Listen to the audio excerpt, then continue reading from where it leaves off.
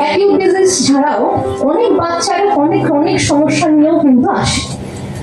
Chronic সমস্যাগুলো যেমন থাকে, হয়তো পেট খারাপ ভালো হচ্ছে না, বা সর্দি কাশি লেগেই আছে বারবার।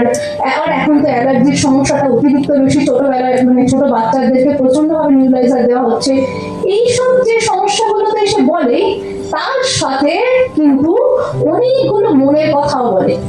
একদম কথা শুনে না ম্যাডাম বা স্যার, একদম কথা শুনে না, প্রচন্ড রাগ, সব জিনিস ভেঙে দেয়, ফেলে দেয়। তারপরে মিথ্যে কথা বলে, কথায় কথায় মিথ্যে বলে, এবং আরো অনেক কিছু বলে। যেমন এখন একটা বড় সমস্যা হচ্ছে মোবাইল। মোবাইল ছাড়া তো এরা থাকতেই পারে না।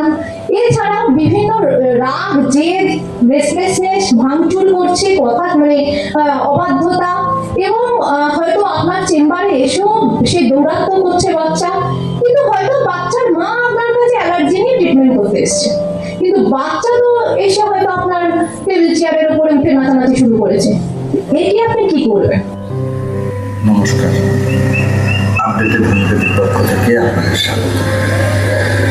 Enclave of updated homeopathy Andul Howrah এর তত্ত্বাবধানে যাবৎকাল যে সমস্ত সেমিনারগুলির আয়োজন করা হয়েছে, সেই সমস্ত সেমিনারের বিশেষ কিছু অংশ আপনাদের সামনে তুলে ধরা হচ্ছে। ভালো লাগলে লাইক, শেয়ার এবং অবশ্যই সাবস্ক্রাইব করবেন। ধন্যবাদ। হানিম্যানকে আমার সশ্রদ্ধ প্রণাম।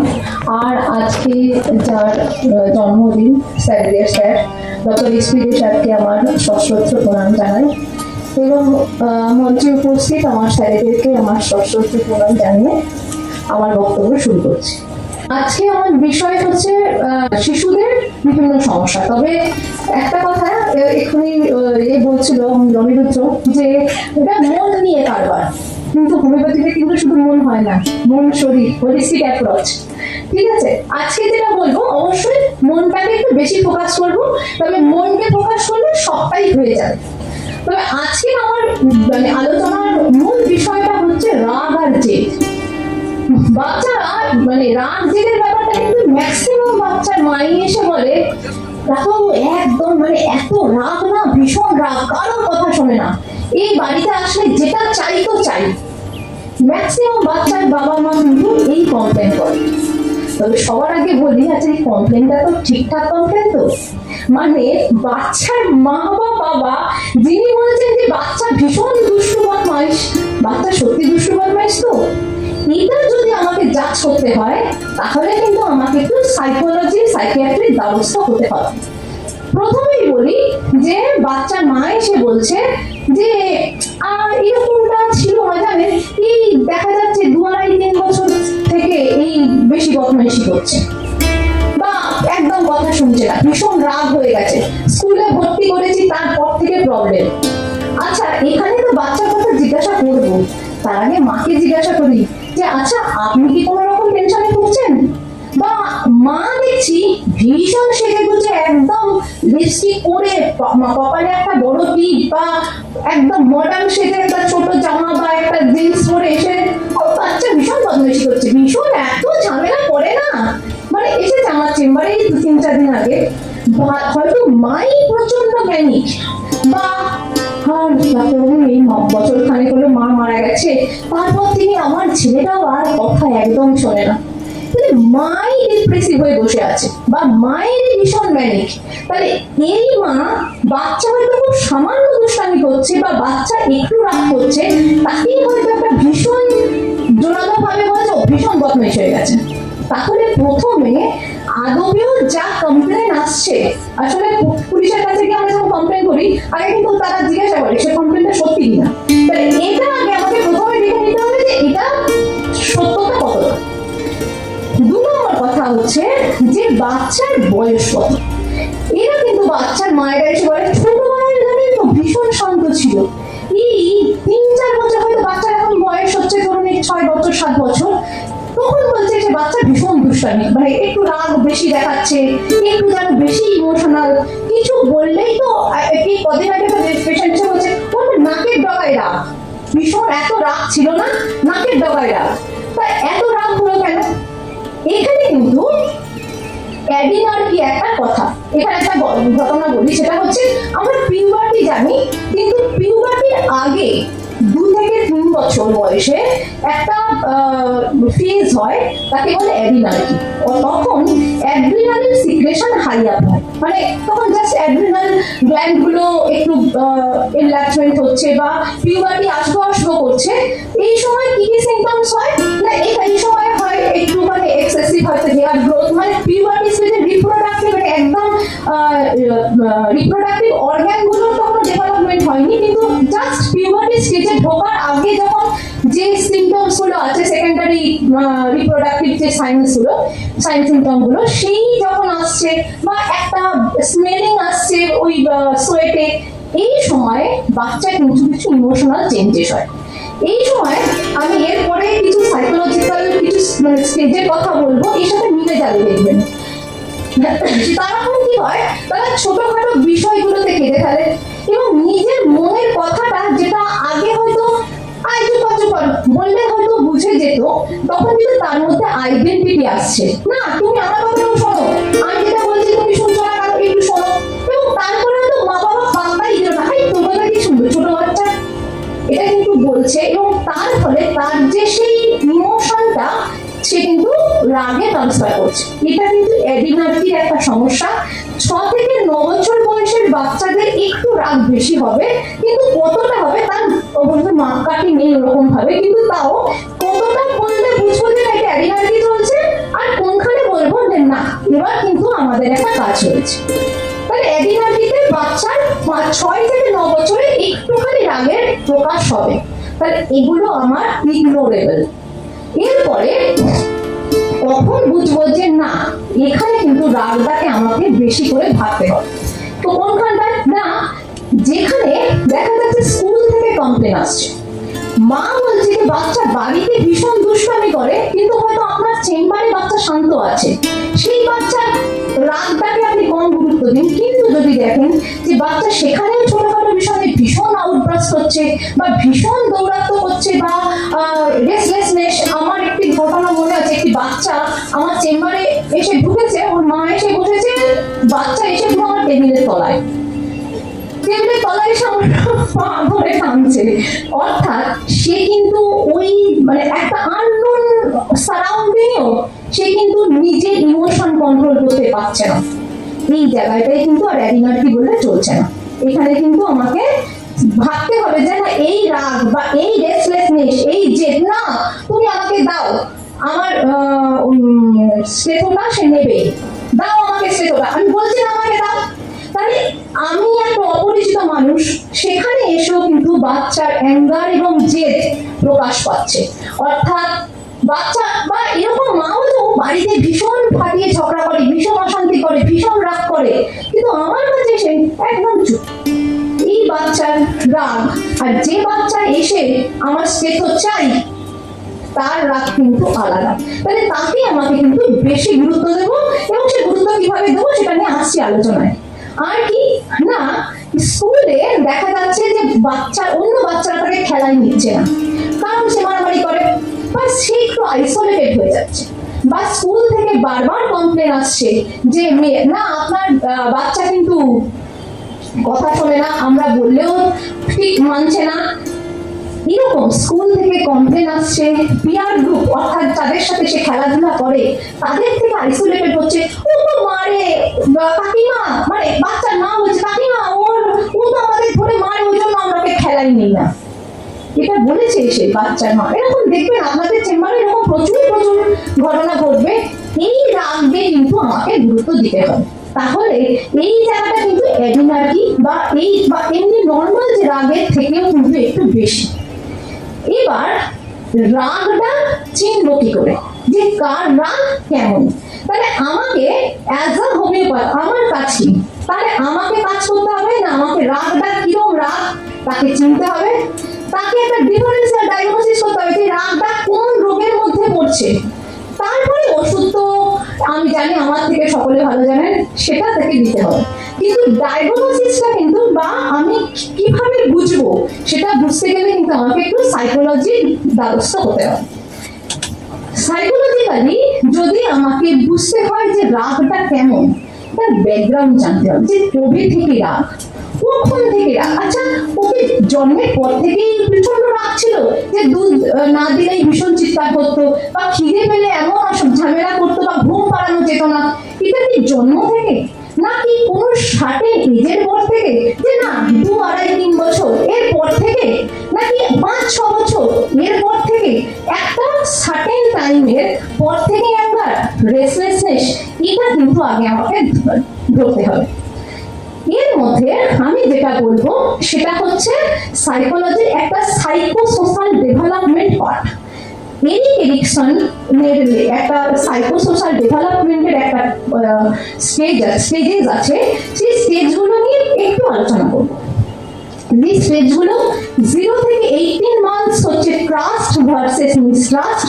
Number 2, autonomy versus same and doubt, এটা 18 মান্থ টু 3 ইয়ার্স। এরপরে 3 to 5 years initiative versus guilt. Then industry versus inferiority, এটা 6 থেকে 11 বছর। এরপর আরো আছে, ওগুলো আমি বলবো না কারণ আমার বাচ্চার প্রবলেম নিয়ে কাজ। তাহলে ফার্স্ট হচ্ছে ট্রাস্ট ভার্সেস মিসট্রাস্ট, অর্থাৎ 0 থেকে 18 মান্থস, 1.5 বছর বয়সে বাচ্চার মধ্যে যে সাইকোসোশ্যাল ডেভেলপমেন্ট, যেটা এরিক এরিকসনের সুন্দর একটা বর্ণনা, সেটা যদি আমার জানা থাকে তাহলে আমার ব্যাকগ্রাউন্ডটা বুঝতে সুবিধা হবে যে এই বাচ্চা রাগী হলো কেন, এই বাচ্চার মধ্যে কেনই বা এত রেস্টলেসনেস, এটা কিন্তু আমার বুঝতে সুবিধা হবে। এবার আসি ট্রাস্ট ভার্সেস মিসট্রাস্ট, অর্থাৎ বিশ্বাস ভার্সেস অবিশ্বাস। কার উপরে বিশ্বাস? বাচ্চা কার কাছে থাকে? তাহলে থাকে কেয়ার গিভার, অর্থাৎ মা বাবার কাছে, বা যে তাকে মানুষ করছে। এবার যার কাছে সে মানুষ হচ্ছে তার উপরে যদি তার না, আমি খিদে পেলেই মা আমায় খাইয়ে দেয়, আমার কিছু চাইলেই বাবা আমাকে এসে কোলে নিয়ে নেয়, আদর করে, অর্থাৎ তার একটা সিকিউরিটি। এই সিকিউর বাচ্চার ডেভেলপমেন্ট আর একটা ইনসিকিউর বাচ্চার ডেভেলপমেন্ট কিন্তু আলাদা। একটা ঘটনা বলি, এটা একটা আমার পেশেন্টের, পেশেন্টটি প্রচন্ড প্রসিকিউটরি ডিলিউশন, সে এখন অনেক বড়, প্রায় 44-45 বছর বয়স। প্রসিকিউটরি ডিলিউশন এবং এত প্রসিকিউটরি প্রচন্ড সন্দেহ, বিশেষ করে ওথেলো সিনড্রোম ওনার ওয়াইফের প্রতি, এবং এত মারাত্মক ওথেলো সিনড্রোম, কিন্তু ওয়াইফ একদম গ্রাম্য, একদমই খুবই সাধারণ, কিন্তু তার মনে হচ্ছে যে না এর কারোর সাথে রিলেশনশিপ আছে, এবং তিনি বাইরে কাজ করেন, রাত্রি 1:30-2টার সময় এসে চালে বসে থাকেন, টিনের চালে, যে ওয়াইফের সাথে কেউ আসছে কিনা। এবং শেষ পর্যন্ত বাড়ির ড্রয়িং রুমে উনি খুবই গরিব মানুষ, কিন্তু 1.5 লাখ টাকা দিয়ে একটা সিসিটিভি ক্যামেরা লাগিয়েছে। একে আমি জিজ্ঞাসাবাদ করতে জানা গেল এর মা একে 1.5 বছর বয়সে রেখে দিয়ে অন্য ছেলের সাথে চলে যায়। এর বাবা আবার একটি নতুন বিয়ে করে, এবং তারপর থেকে ও ওই সৎ মায়ের কাছে মানুষ। এখানে মিসট্রাস্ট হলো তো, তার কারণ সে জানে মা মানুষ বস্তুটা, তার মেয়ে গ্রুপটা কিন্তু ভীষণ রকম ভাবে বিশ্বাসঘাতক, তার মধ্যে এটা তৈরি হয়েছে। তো তাহলে এই মিসট্রাস্ট বিশ্বাসঘাতকতার জন্ম দিয়েছে। এই যে প্রসিকিউটরি ডিলিউশন, কিন্তু একদম মূলে বসে আছে। তাহলে এই প্রসিকিউটরি ডিলিউশনের পরে এই পেশেন্ট যদি ম্যানিক হয়ে যায়, এ যদি অ্যান্টিসোশ্যাল পার্সোনালিটি ডিসঅর্ডার হয়ে যায়, তাহলে কিন্তু আমাদের কিছু করার নেই। তার কারণ এর মা 1.5 বছর বয়সে অন্য একটি মানুষের সাথে চলে গেছেন, বাবার কাছে রেখে দিয়ে, এবং বাবা দীর্ঘদিন একা মানুষ করেছেন, তারপরে একে বিয়ে করতে বাধ্য হন। তাহলে কেয়ার গিভারের প্রতি যদি মানুষের এই মানসিকতা তৈরি হয়, তাহলে কিন্তু এই সমস্যা আসতে পারে। হ্যাঁ, আরেকটা কথা, এখানে আরেকটি বিষয়ের কথা বলি, সেটা হচ্ছে আমরা এখন দেখি যে লেসবিয়ানিজম বা হোমোসেক্সুয়ালিটি, এই জায়গাটাও কিন্তু এই ট্রাস্ট ভার্সেস মিসট্রাস্টের জায়গায় রয়েছে। অর্থাৎ যেখানে দেখা যাচ্ছে, আমি খুব কাছের একজনকে দেখেছি যে তার মধ্যে তার বাবা মা একদম ছোটবেলায় ডিভোর্স হয়ে গেল, মায়ের কাছে থাকতো, তারপরে মা আবার চাকরি পেয়ে দূরে চলে গেল, সে মাসির কাছে মানুষ হলো, এবং মাসি তাকে দেখভাল করেছে, কিন্তু মা বাবার প্রতি তার কিন্তু একটা বিদ্বেষ ভাবাপন্ন ওই সময় তৈরি হলো, এবং যার ফলে দেখা গেল যে বাবা নামক বস্তুটার প্রতি তার কিংবা একটা মেল সেক্সের প্রতি বা অপোজিট ক্ষেত্রে একটা ফিমেল সেক্সের প্রতি কিন্তু একটা না এরা বোধহয় ঠিক না, এর তাদের থেকে সেম সেক্স ভালো। এইটা কিন্তু একদম ইনার ওয়ার্ল্ডে যদি প্রতীত হয়, এখানেই কিন্তু লেসবিয়ানিজম বা হোমোসেক্সুয়ালিটি বা এই ধরনের সমস্যাগুলো কিন্তু আসতে পারে। ফলে এই ধরনের ব্যাপারটা কিন্তু সাইকোসোশ্যাল ডেভেলপমেন্টটাকে জানতে পারলে আমরা কিন্তু সহজে বুঝতে পারবো। তাহলে রাগ, যার এই ট্রাস্ট মিসট্রাস্টের এই সমস্যা আসবে, তার তো রাগ বেশি হবেই। কোনো কেউ কিছু এখানে তার একটা অলরেডি ইনসিকিউরিটি ফিলিং আছে, বা তার সে কখন খাবে কি করবে, আমরা যদি তার বেসিক নিডসটাই না বলতে পারি, তাহলে তার ভবিষ্যৎ সামান্য কিছু না পেলেই তো তার অ্যাঙ্গার হবে।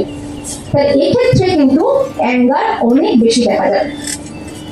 নেক্সট আসছি autonomy versus same and doubt. এটা হচ্ছে 18 মাস থেকে 3 বছর। এখানে বাচ্চা স্বাধীন কাজকর্ম করতে চায়, একা একা করবে, আমি একা একা খাবো। 1.5-2 বছরের পর থেকে মা ছেড়ে দাও, আমি একা একা খাবো। কিন্তু এই সময় কিন্তু বেশিরভাগ ক্ষেত্রে না বাবু তুই পারবি না, তোর দ্বারা হবে না। সে বলছে না আমি এই জামাটা পরবো। এইটুকুনি ছেলে আবার তোর এত কথা দিচ্ছে, যে জামাটা বার করে দেবো সেটাই করবি। অর্থাৎ এখানে কিন্তু বাচ্চার কিছু স্বাধীন চিন্তা ভাবনা কিন্তু আসতে শুরু করছে, এটাকে কিন্তু গুরুত্ব দিতে হবে। যদি এই গুরুত্ব না দেওয়া হয়, তাহলেই কিন্তু তার মধ্যে তৈরি হবে সেম এন্ড ডাউট। আচ্ছা তাহলে বোধ আমি ভুলই বলেছি, তাই না? তাই জন্য তো মা আমাকে বারণ করে দিল। এইখানে কিন্তু দেখুন ওসিডি তৈরি হচ্ছে। আমি ঠিক বলছি তো? কি জানি, ঠিক তো হয়তো বলিনি, তাহলে বোধহয় কোথাও ভুল হচ্ছে। তাহলে কিন্তু এখানে কিন্তু মূল জায়গাটা তৈরি হচ্ছে, এবং সেখানে তারপরে যখন সে বড় হলো, তার মধ্যে পরীক্ষা, প্রচন্ড টেনশন হচ্ছে, বাবু তুই খেয়ে যা, হ্যাঁ নিজের খাবার নিজে খেতে পারছিস না। তারপরে যখন বাচ্চা বড় হলো, তাকে তো তুমি ছোটবেলা থেকে না তুই বাবু পারবি না, তোকে খাইয়ে দিতে হবে, তাহলে তার অ্যাঙ্গার কিন্তু হাই আপ হবেই। এখানে কিন্তু যখন সে একটু বড় হলো, তার ক্লাস 3-4 পড়ে, তখনও মা খাইয়ে দেয়। এবার মা অসুস্থ হয়েছে, বাচ্চার স্কুল, তখন বলছে মা কেন খাইয়ে দিচ্ছ না? ও না আমার কথা কিছু বোঝে না। মায়ের কাছে মা কিন্তু এসে বলে আমার কথা কিন্তু ও বোঝে না, আমাকে না একটু ও ভালোবাসে না, আমার কষ্টটাকে ও বোঝেই না। কিন্তু তুমি তো ওকে কষ্ট বুঝতে শেখাওনি। অর্থাৎ এই autonomy and shame and doubt যখন এই চ্যানেলটা চলছিল, তখন কিন্তু তুমি অটোনমি তৈরি হয়নি, সেখানে সেম এন্ড ডাউট অনেক হাইয়া হয়ে গেছে, যার ফলে কিন্তু বাচ্চার রাগ অনেক বেশি। এই ক্ষেত্রে যদি এই ধরনের পেশেন্ট আসে এবং দেখা যায় যে ও না ছোটবেলায় তো রাগ করতো না, দেখুন না এখন তো কিন্তু নিজে নিজে করতে হবে, বলুন আমি কি আর সবটা করে দিতে পারি? পেশেন্টের বাবা এসে বলে কিন্তু, আচ্ছা আমি ছোটবেলায় ওকে বলেছিলাম যে তুমি নিজে নিজে স্পুন ফিডিং করো, বাচ্চাগুলো নিজে নিজে খাও না, তখন তো আমি খাইয়ে দিতাম। তারপরে দেখুন ওর ভাইটা হয়েছে, এবার ভাইটার এবার বোনটা হয়েছে, ওকে দেখবো না ওকে দেখবো। দেখুন বাচ্চাই কিন্তু ওই বাচ্চার মাই কিন্তু ওর মধ্যে অলরেডি জেলাসি তৈরি করেছে। তার কারণ ওকে ছোটবেলা থেকে তখন না ফার্স্ট বেবি ঠিক আছে, একে আমি সবটা প্যাম্পারিং করেছি, তারপরে কিন্তু সেটা হচ্ছে না। এর ফলে কিন্তু বাচ্চার রাগ হচ্ছে। এটা এই গত 2-3 সপ্তাহ আগে একটি বাচ্চা পেশেন্ট এসেছিল, তার মেয়েটি ছোটবেলা থেকে ভীষণ শান্ত ছিল, ভাই হয়েছে এই 1.5 বছর, তারপর থেকে নাকি মেয়ে ভীষণ রাগী, মিথ্যে কথা বলছে, ভীষণ আগে এরকম ভাঙচুর করতো না, এত রাগ দেখিয়ে, এবং চলেও যাচ্ছে বাড়ি থেকে মাঝে মাঝে রাগ করে, না আমি আর থাকবো না তোমাদের কাছে, দিদিমার বাড়ি চলে যাচ্ছে। তাহলে এই যে ঘটনাটা, এটা কিন্তু আমরা ভালো দেখতে পাই। আর একটা ওই বাচ্চা কিন্তু নকটার্নাল এনিউরেসিস শুরু হয়েছে ছোটবেলায়, কিন্তু সে যখন বাচ্চা ছিল তখন কিন্তু তার অনেকটাই সে টয়লেট ট্রেনিং ছিল। যেই মুহূর্তে এই রাগও বেড়েছে, তাহলে কিন্তু তার নকটার্নাল এনিউরেসিস তৈরি হয়েছে। তাই এই নকটার্নাল এনিউরেসিসে আমি যদি এই সাইকোসোশ্যাল ডেভেলপমেন্টকে না গুরুত্ব দিয়ে থাকি, তাহলে কিন্তু আমার প্রপার সিলেকশন হবে না। আমি এখানে যদি ও আচ্ছা রাত্রে বাথরুম করছে, ও আচ্ছা এই সমস্যা, তাহলে বোধহয় সাইকোসিস হয়ে যেতে পারে, মানে সিফিলিটিক, এইসব করে যদি আমি ভাবতে শুরু করি, তাহলে কিন্তু আমার কিন্তু এটা চলছে না। কারণ এখানে সমস্যাটা হয়েছে autonomy versus shame and doubt. আচ্ছা এবারে এটাকে আমরা কিভাবে ওভারকাম করবো? অ্যাজ আ ডক্টর আমি কি পরামর্শ দেব? ফার্স্ট অ্যালাউ দ্য চয়েস, অর্থাৎ সে যা চয়েস করছে, না আমি আজকে এই প্যান্টটা পরে যাব, যদি খুব দেখছেন একই প্যান্ট রোজ পরে যাচ্ছে একবার বলুন, কিন্তু তার চয়েসকে প্রাধান্য দিন।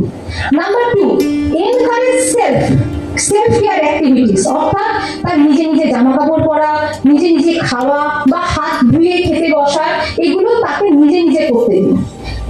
তারপরে অ্যাভয়েড হার্শ পানিশমেন্ট, এই সময় ওই তুই পাচ্ছিস তুই ভেঙে নষ্ট করলি, ধরুন সে একটা কাজ করতে গিয়ে হয়তো জুতোটা বাঁধতে গিয়ে হয়তো এমন টানলো জুতো ফিতেটাই ছিঁড়ে ফেললো, এই জন্যই তো তোকে বলি তুই জুতো বাঁধিস না, তাহলে ওর মধ্যে কিন্তু সে যাবো তাহলে তুই আমি পারবো না, অর্থাৎ ওখানে হার্শ পানিশমেন্ট না দিয়ে আচ্ছা ঠিক আছে দাঁড়া আমি আজকে বেঁধে দিই, কালকে দেখে হয়তো করে বাঁধতে হয়, এরকম ভাবে শেখানো। Number 5, reassure them after mistakes and normalize failure as part of learning, এটা বোঝাতে হবে যে তুমি যেটা ভুল করেছো এটা হতেই পারে এবং আগামী দিনে তুমি চেষ্টা করো এটাকে ঠিক করতে। তবে এখানে আরো একটা কথা, আবার এখানে যদি খুব না তুমি সব পারো, তোমার দ্বারা সব হয়, এটা যদি আবার বেশি শুনতে থাকে তাহলে কিন্তু আবার ম্যানিক টেন্ডেন্সি চলে আসবে, অর্থাৎ এখানে কিন্তু ব্যালেন্স রয়েছে, যেমন তাকে ডিপ্রাইভও করবো না তেমন কিন্তু তাকে না তুই তো সব পারিস, ছোট হয়তো এখানে শোনার পর থেকে বাচ্চাকে বাড়িতে গিয়ে শুরু করলে তুই সব পারিস, নে তুই সব কর তুই যাবি, এবং তার মধ্যে সে যাই পারছে না হয়তো সব ভুল করছে, পরীক্ষায় 20-তে 5 পেয়েছে আর তুই পারবি, এটা করলেও হবে না, কারণ আমাকে ব্যালেন্স ওয়েতে চলতে হবে। আচ্ছা, এখানে এই সময়টাতেই কিন্তু অটোনমি ভার্সেস সেম এন্ড ডাউটের মধ্যে কিন্তু আসে টয়লেট ট্রেনিং এর একটা ব্যাপার, যেটা আমি এখনই বলছিলাম, বাচ্চা কিন্তু এই সময়তেই টয়লেট ট্রেনিং হয়ে যাওয়া উচিত। এরপরে যদি বাচ্চার মধ্যে দেখা গেল যে 10-11 বছরের বাচ্চারও এই নকটার্নাল এমিনেসিস হচ্ছে, সেক্ষেত্রে কিন্তু আমাকে এই ফেজটাকে অবশ্যই গুরুত্ব দিতে হবে, ঠিক আছে। এবার চলে আসি ইনিশিয়েটিভ ভার্সেস গিল্ট, এটা সেটার সাথে অনেকটাই মিল আছে।